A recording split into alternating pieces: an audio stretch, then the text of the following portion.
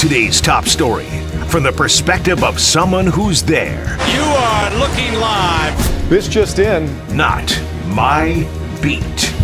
That's right. The star of stars on this show, Michael Phillips, MP on the mic, 910 The Fan, down in Richmond. Michael, we've had so many vacations and moving parts and things. I don't even remember the last time I talked to you.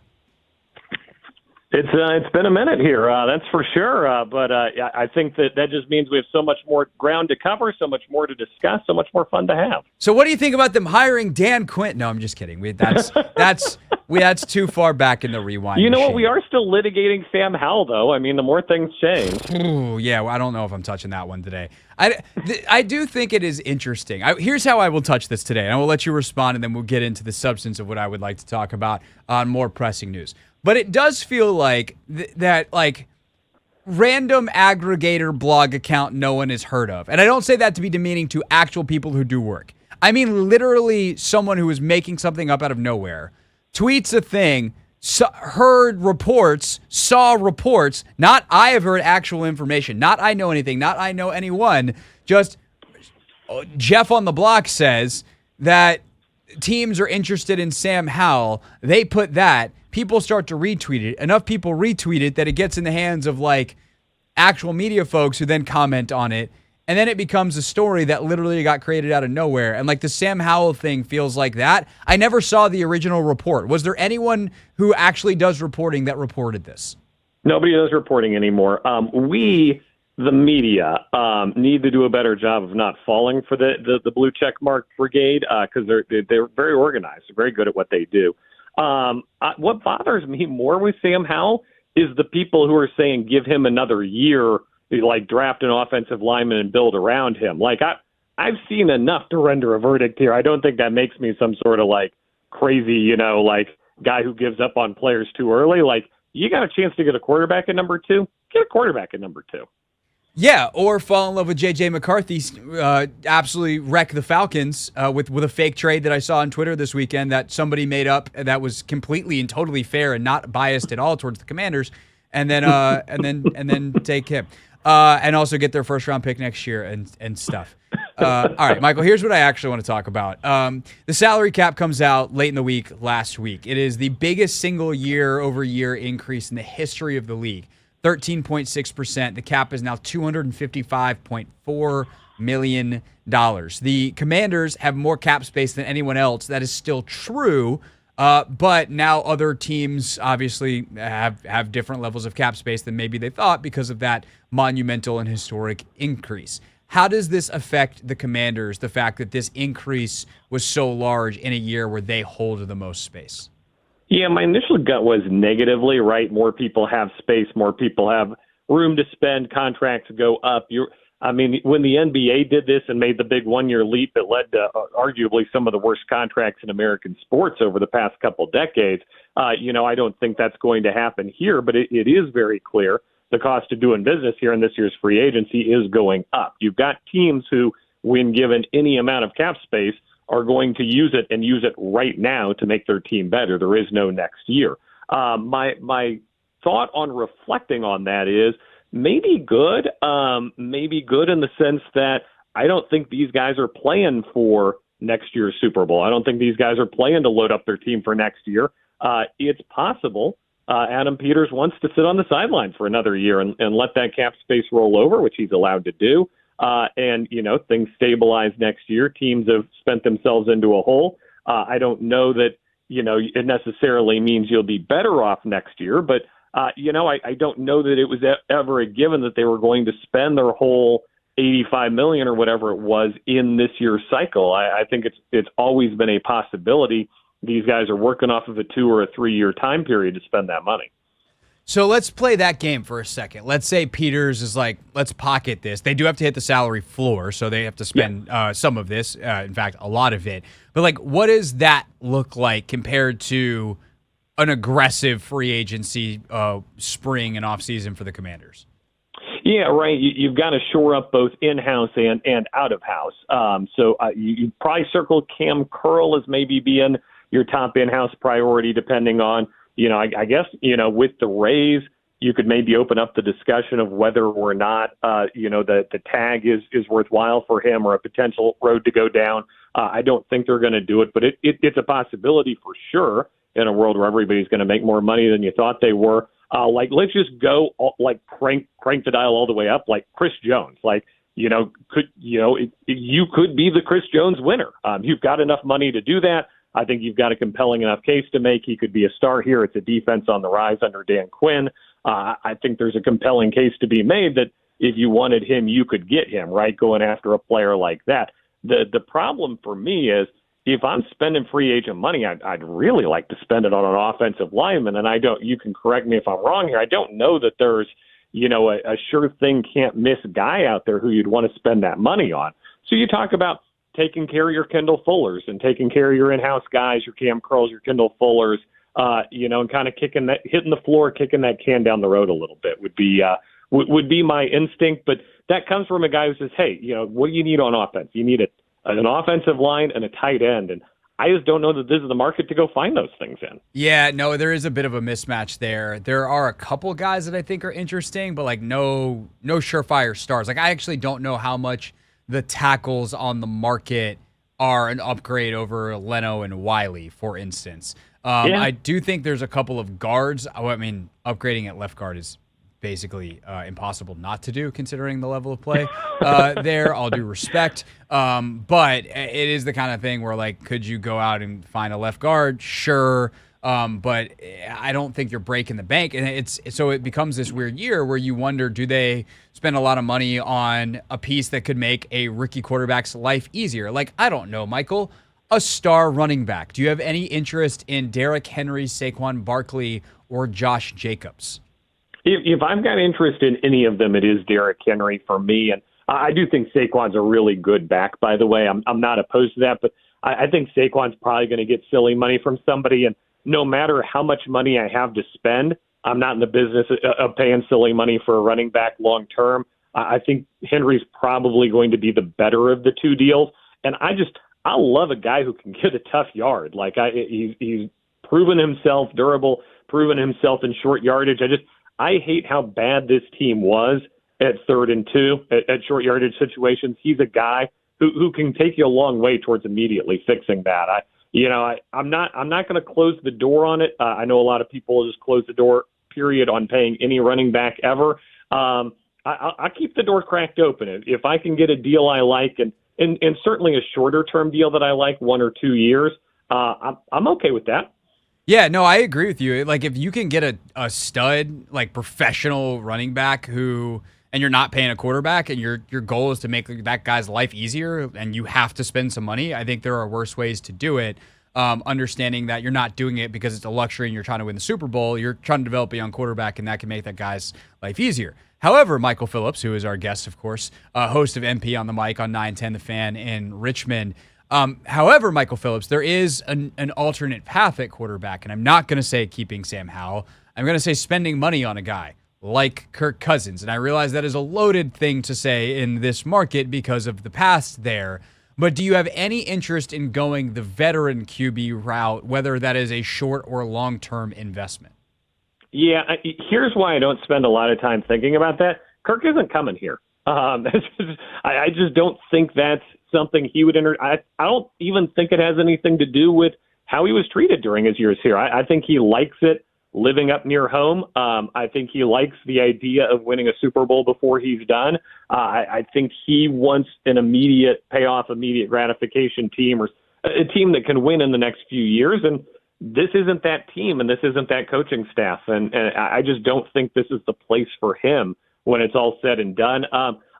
Sure, I love Jacoby Brissett this year. A guy like that. If you want to bring in a veteran like that to smooth the path for your rookie, if you go down that road, I am a big believer. This is a drum I've been beating for a while on my show. If you draft a quarterback in the first round, I don't want him starting week 1. Even if you go get Caleb Williams, I don't want him starting week 1. I just don't trust this offensive line for 17 games. I don't think it's good for him in a year where you're not going to be the Texans. You're not going to be C.J. Stroud and set the world on fire. It's far more likely you're going to be an incremental step forward. You're going to be a team that looks better but still not complete. I like the idea of limiting the amount of exposure my new guy gets to that. So in terms of signing a quarterback to play those first few weeks, or even entrusting Sam Howell to do it, I actually don't have a problem with that at all. So I can hear the fans saying now, but Michael, the Texans were supposed to be terrible. How do you know? Why are you entering the spring with that as your mantra? I don't think it's unreasonable, but it is worth pointing out. Counterpoint, the Texans were supposed to suck, and they made the playoffs. Yeah. And it gave the whole team a boost of life for sure. They had a coaching change that was, that they provided energy to the organization. I don't know that this coaching change is necessarily a let's put everything into hyperdrive right now. It feels much more of we're going to be competent adults in the room. We're going to grow this thing organically and well. That's obviously been Josh Harris and Adam Peters. They're very much on the same page. We'd love to do it as quickly as possible, but we want to do it in a long-term sustainable way. And none of that is to suggest the Texans aren't doing it in a long-term sustainable way. But looking at your opening day roster next year, I don't know that you can say this is a team that can contend right now. I think we're probably more likely going to say this is a team that can take a step forward, and they're still 1 year away. Probably. And the way that they're going to jump that line, if you will, is if they accidentally draft C.J. Stroud. Stroud had the best rookie year ever of any quarterback. He was a legitimate MVP candidate. So if they go out and draft Jaden or Drake or Caleb and those dudes wind up being that dude, then so be it. All right, NFL Combine Week, Michael. Is there anybody in particular, any buddies, any position group, anything that you are particularly looking forward to, whether it's in formation or workouts coming out of Indianapolis? Yeah, this is kind of the time when I start diving into the trenches, right? I'm a casual college football fan, probably same as a lot of people, and certainly versed enough to have an opinion on the quarterbacks, have an opinion on Marvin Harrison Jr., all the things you need to do, to be a knowledgeable fan. This is the week where I start really looking at the trenches, and I think it's a huge dilemma of who you go with that second pick you've got kind of started day two. Do you take an offensive lineman, a guy who, the best ones are going to be gone by then, but a guy who can develop into a long-term starter? Or do you go with an edge rusher? Because, with respect to KJ Henry, there's not a lot there. You got KJ Henry and some spare parts right now, and that's a really, really important thing for a football team to have in the year 2024, Craig Hoffman. To me, it's that great push and pull. Is there a guy I really like at either of those spots? Because that's absolutely the two places I'm looking once the quarterback debate gets settled here.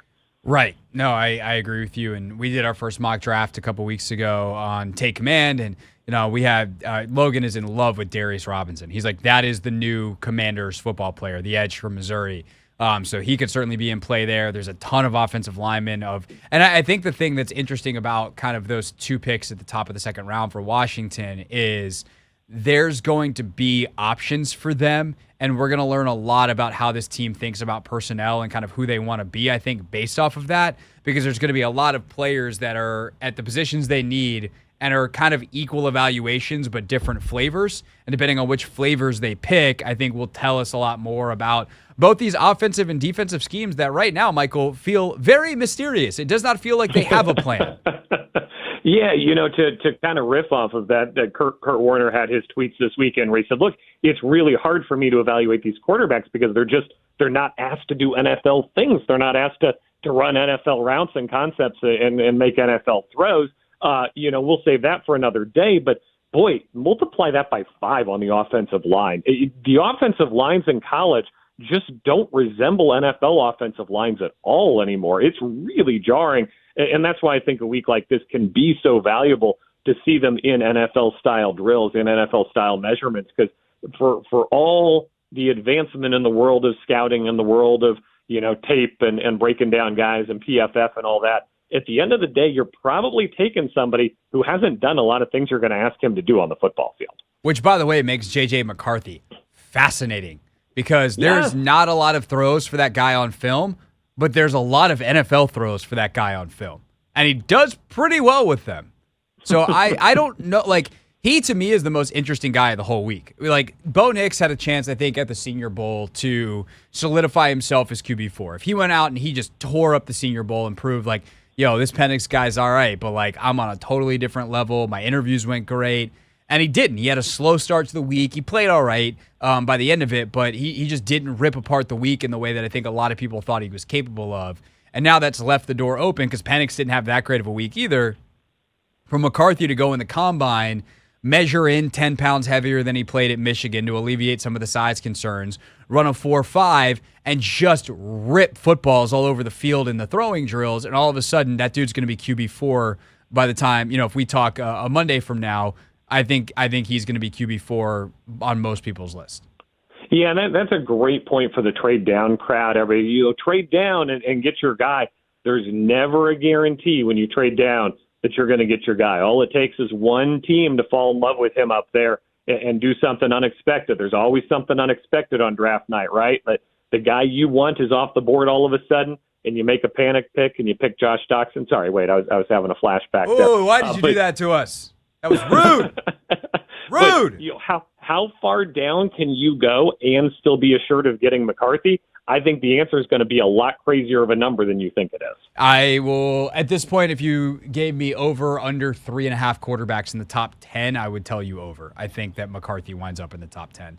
As a lover of storylines and underutilized Michigan quarterback finally getting his due in the NFL, somebody will find a way to work with that. Yeah, probably. All right, last thing for Michael Phillips, former newspaper writer, current radio host, 910 The Fan in Richmond. Michael, in your long and illustrious radio career, have you ever had a player call in to discuss his contract status like A.J. Brown called into WIP in Philadelphia? WIP gets all the best calls. Remember earlier this year they had the police officer who called in to give an Eagles take while pulling somebody over. What if that person was listening, by the way? What if that person is like, oh, son of a, that guy's coming to get me? There's Richmond's a great market, DC's a great market, but there is something completely unreplicatable about that Philly market, that's for sure. Who of the players that we have covered together, so I'm going to go since 2015, is the most likely Commander/Washington football player of the past to have done what A.J. Brown did? I think there is a correct answer. Is it DJ Swearinger? Oh, that's a great call. I was thinking it was J-No. Yeah, well, we're in the same ballpark. We're certainly, we're definitely cutting from the same cloth there for sure. Yeah, that's, that absolutely. Yeah, okay. All right, glad we're on the same page. All right, that's Michael Phillips, everybody. We're also on the same radio app. You can listen to his show anytime, anywhere on the free Odyssey app on demand. Also, of course, search for his podcast in your podcast feed, the podcast of his radio show, which is, again, MP on the Mic, every single day on 910 The Fan in Richmond. Miguel, muchas gracias, and we'll see how much news happens over this week in Indy, and if we talk again next Monday, or if we give it a couple of weeks and let some news build up in the backlog. I'll be up in D.C. in a couple of weeks. We're doing our show live from the ACC basketball tournament. Oh, nice. That's a big deal for us down here. So if nothing else, hope to see you in person soon. Yeah, no, we'll coordinate. We'll have your people call my people, a.k.a. we'll text. All right, thanks, Michael. Take care. That is Michael Phillips with us here on The Hoffman Show. This is The Hoffman Show on the Team 980 and the Odyssey app.